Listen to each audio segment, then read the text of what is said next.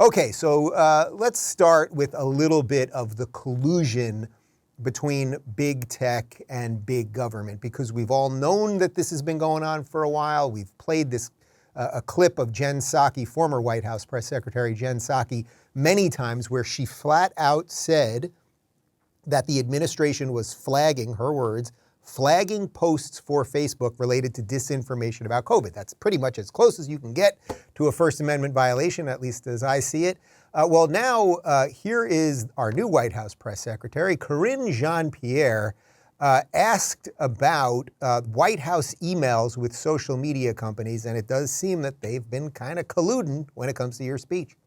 So a federal judge talked about the social media lawsuits from Missouri and Louisiana. A federal judge ordered that you have 20 days to turn over emails communicating with social media companies over misinformation and disinformation.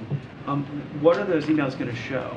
What kind of communication? So I can't comment. You asked me this question last week. I can't comment on any specifically ongoing litigation. And so again, we would refer you to Department of Justice. As we've said over and over again since the beginning of the administration in our battle against COVID-19, it has been critical for the American people to have access to factual, accurate, science-based information.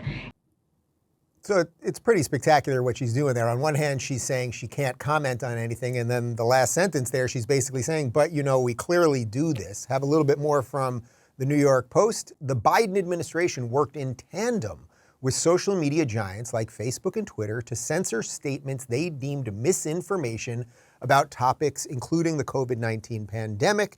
Two Republican state attorney generals said on Thursday as they pushed for the release of emails between top executive branch officials and big tech titans. In a petition filed Wednesday in a Louisiana federal court, State Attorney General Jeff Landry and his Missouri counterpart Eric Schmidt charged that dozens of federal officials across at least 11 federal agencies engaged in a massive, sprawling federal censorship enterprise with the intent and effect of pressuring social media platforms to censor and suppress private speech that federal officials disfavor.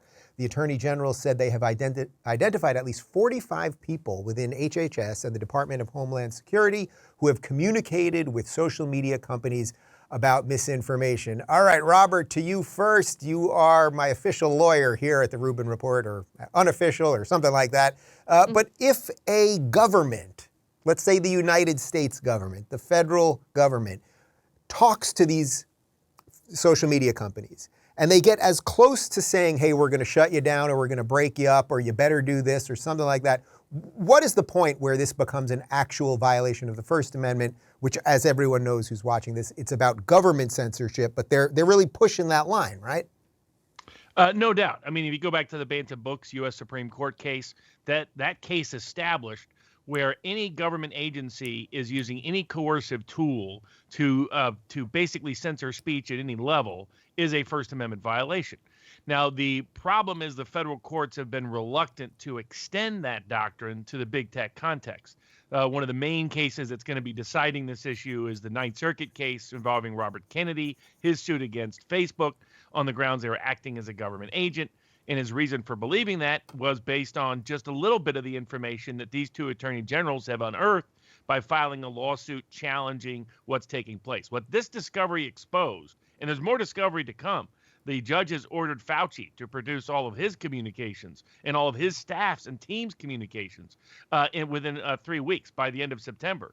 And so that will probably provide even more revelatory information.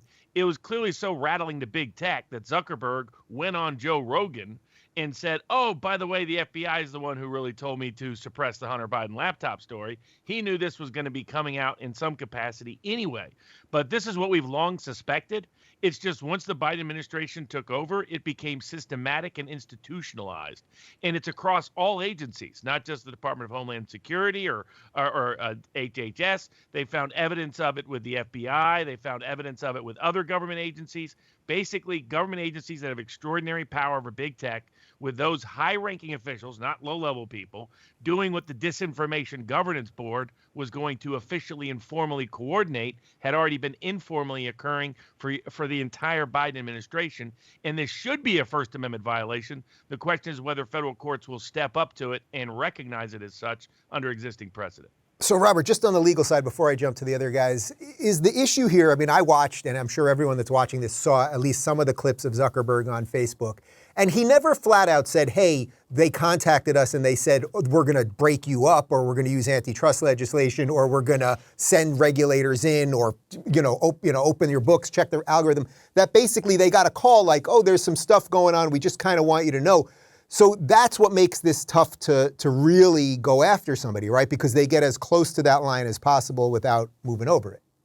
Exactly. They've been playing this game where they'll say, hey, I really hope you could help us out here. And then maybe next week they say, wait, as the White House, by the way, did this week, maybe we need some big tech reform and we need to take away your immunity and escalate antitrust actions. So the message is clear. Big tech knows what's happening. And the key is for courts to acknowledge and admit that this is the implicit reality. But they're playing a game by not making it explicit and express. Amala, you guys at Prager, you know a little something about being suppressed, and there have been lawsuits against Google and YouTube and all of that stuff. I mean, are we basically at the point where for any of us that do something like this for a living, we just kind of have to just put our hands up and be like, hey, we're on these platforms and just until we're not, and that's it. Or they'll just censor us to the point that we think we're doing something that people are seeing, but they're not really seeing it. Right. I mean, it's a tough line to walk there. I hope these lawsuits are successful in their endeavors. But like you said, we're no strangers to this sort of censorship. We've been dealing with it for a very long time. I think the video that we got taken down that really sparked us engaging in a lawsuit with Google was a video about the 10 Commandments being taken down and censored by PragerU. So it's unbelievable. It's something that I unfortunately am not super optimistic about. I feel like they have a pretty synergistic relationship between big tech and the government, and they don't want to see that relationship disbanded.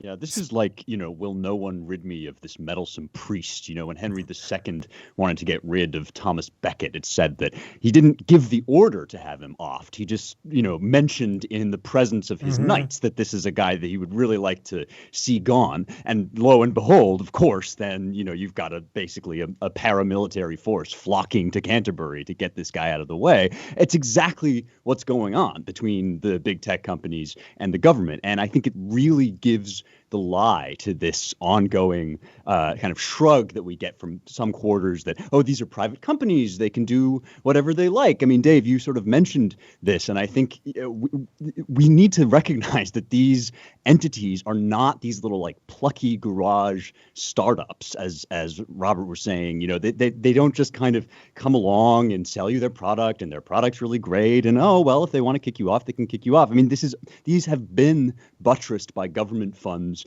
government blowback for years and years. Google has been entangled with the FBI and the CIA, and it shouldn't come as a surprise now that we're seeing that these deals are going on, more and more in public, because these companies have really become a kind of parastate entity, and we need to regard them as such.